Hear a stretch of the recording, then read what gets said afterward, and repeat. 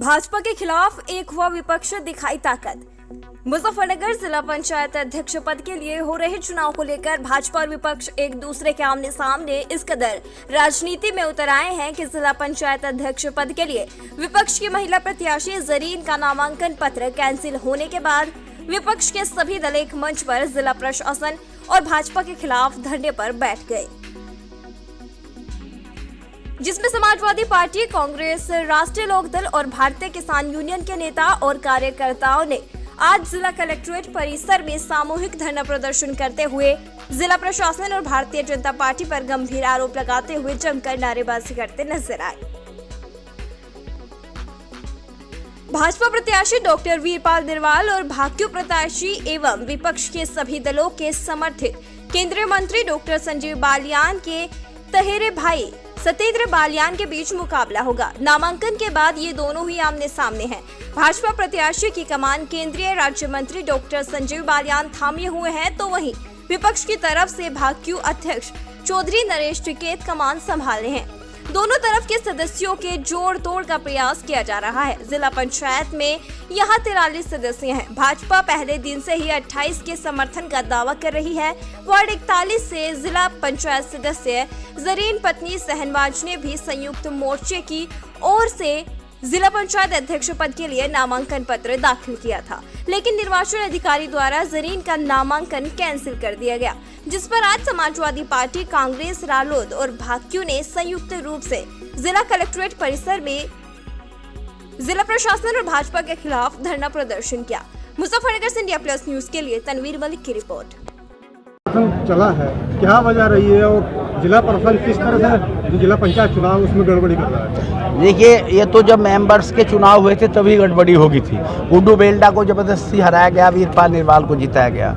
यहाँ हमारे तरुण को जिताया गया, तरुण पाल को जबरदस्ती। वहाँ हमारे बहुजन समाज पार्टी का प्रत्याशी भोला जीत गए थे। फिर चेयरमैनी में इन्होंने हमारी जरीन वार्ड 41 की जो मेंबर हैं उनके खिलाफ गलत रिपोर्ट कराई, उनके प्रतिष्ठान सीज कर दिए गए, तो गलत काम कर रहे हैं। हमारा प्रशासन को ये आगाह करने के लिए धरना था कि आप सत्तारूढ़ दल के दबाव में मत आइए, निष्पक्ष चुनाव कराइए। हार जीत तो ऊपर वाले के हाथ में है, जिसको ज़्यादा मेंबर होंगे वो जीतेगा, लेकिन प्रशासन को उस चुनाव में पार्टी बन के हिस्सा नहीं होना चाहिए। जीत हमारी होगी अगर निष्पक्ष चुनाव हुए। हम तो बधाई दे रहे हैं अपने साथियों को। 18 जनपदों में तो इन्होंने पर्चे भी नहीं भरने दिए गए। हमारे यहाँ मजबूत विपक्ष था, लड़के अपना नॉमिनेशन तो हमने कराया, चुनाव भी जीतेंगे हम। तो इस तरीके से प्रशासन सत्ता का गुलाम बने तो जनतंत्र कैसे चलेगा? कार्यपालिका को निष्पक्ष रहना चाहिए, तभी जनतंत्र जिंदा रहेगा, तभी लोगों का जनतंत्र में विश्वास रहेगा। इसीलिए आज़ादी की लड़ाई लोग लड़े थे, फांसी पे चले गए थे कि आज़ाद भारत में एक मत का अधिकार हमारा रहेगा। उसके आधार पर सरकारें बनेंगी, उसके आधार पर लोकल बॉडीज बनेंगी। लेकिन भारतीय जनता पार्टी का जनतंत्र में विश्वास नहीं है। आरएसएस का इनका सरसंचालक कैसे चुना जाता है? हंडिया में एक नाम रखा है, नागपुर में जब ये हटेगा वो नाम खुल जाएगा। तो ये तो जनतंत्र कहीं भी नहीं मानते, और जनतंत्र हमारे देश में है। यही भारतवर्ष की खूबी है कि गरीब, अमीर, हिंदू, मुसलमान कोई भी चुन के राष्ट्रपति बन सकता है, प्रधानमंत्री बन सकता है, एमपी, एमएलए बन सकता है। तो वो जिंदा रहना चाहिए।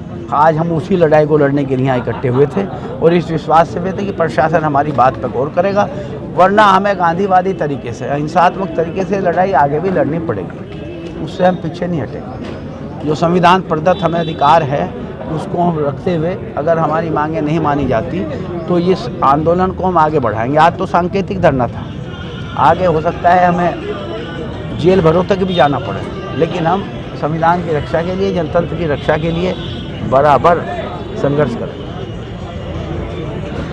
आज जो संयुक्त मोर्चे का ही धरना प्रदर्शन था, क्या किस बात को लेकर ये धरना प्रदर्शन था? इस बात को लेकर था कि जिला पंचायत और प्रमुखी के चुनाव हो रहे हैं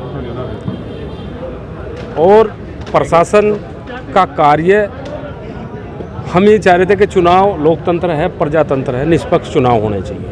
लेकिन जो प्रशासन का यहाँ का रवैया है, नहीं लगता इससे कि चुनाव निष्पक्ष होंगे। तो सबसे पहले तो सवाल निशान यही लग गया। इसीलिए धरना पर लोकतंत्र है, प्रजातंत्र है, धरना प्रदर्शन करने का हमारा अधिकार है। हमने इन्हें बताया कि भाई हमारी ये मांग है कि चुनाव निष्पक्ष हो, चुनाव में धांधली ना हो, लेकिन लग नहीं रहा है यहाँ के जब मतलब निष्पक्ष चुनाव हो जाएंगे। देखो सच्चाई बता रहा है इस जिले की, निष्पक्ष चुनाव होगा तो सत्ता पक्ष चुनाव हार रहा है, विपक्ष चुनाव जीत रहा निष्पक्ष चुनाव में, और ये चाहते हैं कि बेईमानी से जो है सत्ता पर बैठे लोगों को चुनाव जिताया जाए। ऐसा हरगिज नहीं होगा। जिस तरह से आज कांग्रेस, आरएलडी और सपा एक साथ दिखाई दिए, क्या आने वाले विधानसभा चुनाव में भी एक साथ दिखाई देगी? तो जी आज तो फिलहाल जो जिला पंचायत और बीडीसी का मामला है, सब परेशान हैं, चाहे वो कांग्रेस हो चाहे, क्योंकि इनकी तानाशाही को देख कर देखो सरकार पहले भी रही, बसपा की सरकार रही, कांग्रेस की भी, हम भी सरकार में रहे, समाजवादी पार्टी की भी सरकार रही, थोड़ा बहुत हो जाया करे, लेकिन जिस तरह से जो है एक तरफा जो है प्रशासन यहाँ का जो है सत्ता की सुन रहा, ये नहीं हुआ करता। ये बहुत गलत परंपरा जो है डल रही, तो ये ठीक नहीं है। सब्र है, सब्र कर रहे 6 महीने रह रहे, तुम जाने वाले हो चले जाओ। हम नहीं चाहते कि यहाँ जनपद मुजफ्फरनगर का इतिहास रहा है, कभी भी ऐसा कुछ नहीं होना दिया। सरकार यहाँ जनता की सरकार है, तानाशाही नहीं चलने देने की किसी भी कीमत। इंडिया प्लस न्यूज, सिर्फ वही जो सही।